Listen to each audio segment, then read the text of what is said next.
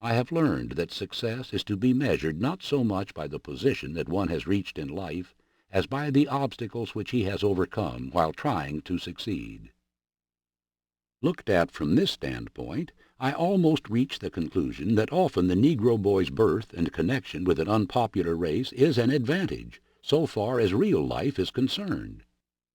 With few exceptions, the Negro youth must work harder and must perform his tasks even better than a white youth in order to secure recognition.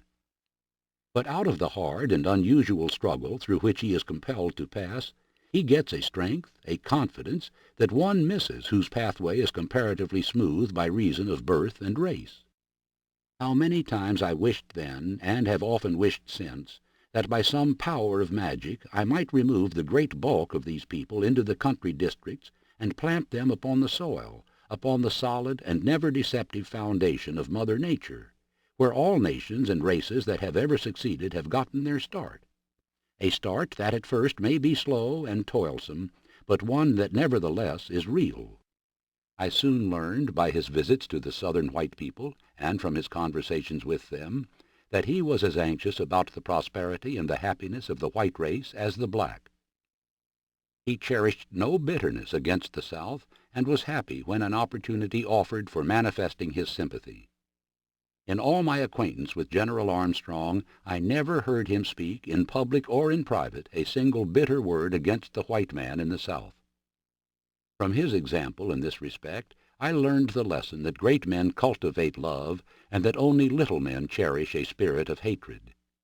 I learned that assistance given to the weak makes the one who gives it strong, and that oppression of the unfortunate makes one weak. My experience in getting money for Tuskegee has taught me to have no patience with those people who are always condemning the rich because they are rich, and because they do not give more to objects of charity. In the first place, those who are guilty of such sweeping criticisms do not know how many people would be made poor, and how much suffering would result, if wealthy people were to part all at once with any large proportion of their wealth in a way to disorganize and cripple great business enterprises. In this address at Madison, I took the ground that the policy to be pursued with reference to the races was, by every honorable means, to bring them together, and to encourage the cultivation of friendly relations instead of doing that which would embitter. I further contended that, in relation to his vote, the Negro should more and more consider the interests of the community in which he lived, rather than seek alone to please someone who lived 1,000 miles away from him and from his interests.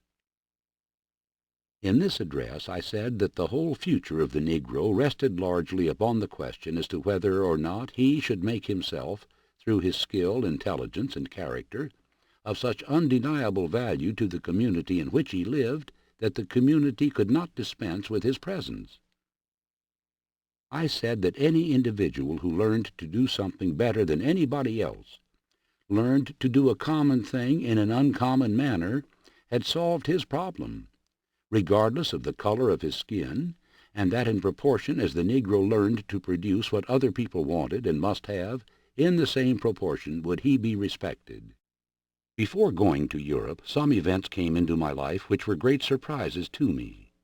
In fact, my whole life has largely been one of surprises. I believe that any man's life will be filled with constant, unexpected encouragements of this kind if he makes up his mind to do his level best each day of his life. That is, tries to make each day reach as nearly as possible the high water mark of pure, unselfish, useful living.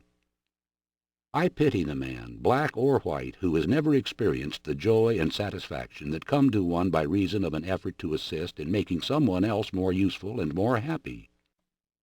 As I have said, I believe that my race will succeed in proportion as it learns to do a common thing in an uncommon manner, learns to do a thing so thoroughly that no one can improve upon what it has done, learns to make its services of indispensable value.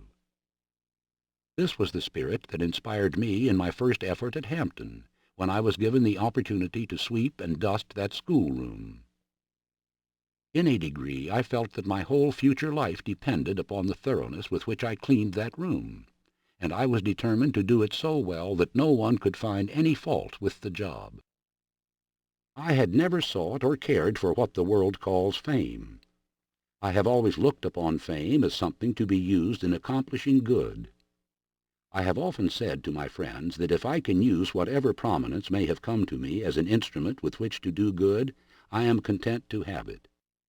I care for it only as a means to be used for doing good, just as wealth may be used. The more I come into contact with wealthy people, the more I believe that they are growing in the direction of looking upon their money simply as an instrument which God has placed in their hand for doing good with. I never go to the office of Mr. John D. Rockefeller, who more than once has been generous to Tuskegee, without being reminded of this.